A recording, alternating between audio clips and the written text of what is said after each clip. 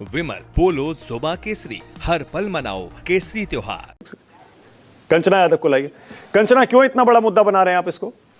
अनुप्रिया ने माफी मांग ली और वो कह रही हैं कि वो तो नीतीश जी इसलिए कह रहे थे, क्या मजबूरी है कि आप लोग ये हिजाब और नकाब पहनते हैं? माफी मांग तो रही है अनुप्रिया।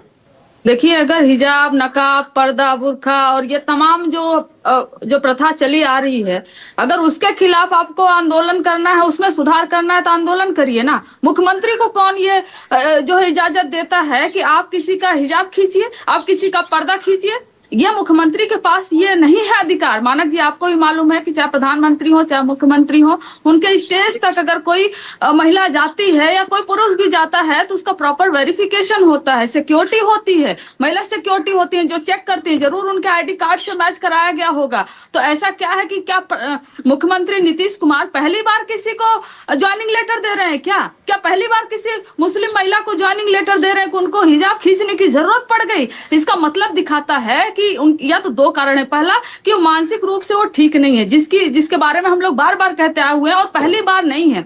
आपको भी याद होगा कि चुनाव के समय कई बार वो महिलाओं को माला जबरदस्ती पहनाते थे और वो असहज हो जाती थी, कई बार कंधे पर हाथ रख देते थे, महिलाएं असहज हो जाती थी। तो यहाँ हिजाब, बुर्के, पर्दे की बात नहीं है, यहाँ पे आप धर्म को भी लाने की बात नहीं है। बात यह है कि महिला की स्वतंत्रता, एक महिला पढ़ी लिखी है, डॉक्टर है, और आपको भी मालूम है कि जो मीडिया की खबरों से आप भी बता रहे हैं कि जब वो अपने भाई के और परिवार के कहने पर भी नौकरी नहीं ज्वाइन कर रही हैं, स्टेट छोड़कर चली गई हैं, इसका मतलब है कि वो अपने फैसले खुद लेती हैं और उन पर उनका परिवार, उनका भाई और उनके पिताजी और उनके हस्बैंड का इतना दबाव नहीं होता कि उनके दबाव में वो काम करे। जब एक महिला अपने फैसले नौकरी करने और नौकरी नहीं करने का खुद ले रही है तो वो हिजाब पहनेंगे। ठीक है, ओके कंचना, काम करिए ना, आप एक काम करिए ना, थोड़ा सा और स्पष्टता दीजिए ना, आपको आपत्ति किस बात पर है और आपका आरोप क्या है? क्या आपका आरोप यह है कि नीतीश जी की मानसिक स्थिति ठीक नहीं है, या आपका आरोप यह है कि नीतीश जी कम्युनल हो गए हैं, या आपका आरोप यह है कि नीतीश जी महिलाओं की इज्जत नहीं करते? तीनों में से एक चीज हो सकती है, दो हो सकती है, सब एक साथ नहीं हो सकती ना। नहीं, पहला आरोप तो यही है कि आप किसी महिला को उसकी इजाजत के बगैर उसका नकाब, हिजाब, पर्दा नहीं हटा सकते। आप मुख्यमंत्री हैं, एक स्टेट के मुख्यमंत्री हैं। सबसे पहला तो सवाल यही आता है। उसके बाद जो तमाम सवाल उठ रहे हैं कि वो हिंदू मुस्लिम एंगल ला रहे हैं या मेंटली जो अनफिट होने की बात हो रही है, तो अगर मेंटली अनफिट है तो मुख्यमंत्री बनने लायक नहीं है, वो एक दूसरी स्टोरी है, वो एक दूसरा पहलू है। लेकिन पहला पहलू यही है कि क्या आप एक महिला को बिना उसकी इजाजत के, वो डॉक्टर हैं, आपसे नियुक्ति पत्र लेने आई है। आप सही कह रही हैं कंचना, एक सेकंड, मैं अभी भी स्पष्ट आपका जो आर्गुमेंट है वो समझ नहीं पा रहा हूं। आपकी आपत्ति क्या है और आपका आरोप क्या है? क्या नीतीश जी की मानसिक स्थिति ठीक नहीं है या वो कम्युनल हो गए हैं, संवेदनहीन हो गए हैं? दोनों में से क्या बात है?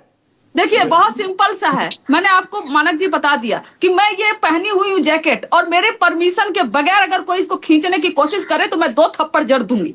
बात यही है, साफ है। अगर इससे भी ज्यादा आपको सफाई चाहिए तो बोलिए, मैं एक मिनट,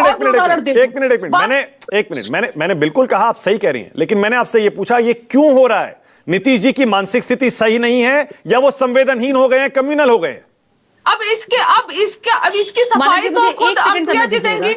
ये कोई डॉक्टर का रिपोर्ट तो हमारे सामने मेडिकल रिपोर्ट आया नहीं है। उनकी हरकतों के आधार पर, जैसी हरकतें वो लगातार करते आए हैं, उन हरकतों के आधार पर हम कर रहे हैं कि जब राष्ट्रगान होता है वहां से चले जाते हैं, राष्ट्रगान चल रहा है, महिला को जबरदस्ती। अच्छा अनुप्रिया, छोटा सा जवाब, फिर आगे जा रहा हूं, प्रीति भी बोलेंगे। बोलिए अनुप्रिया, बोलिए।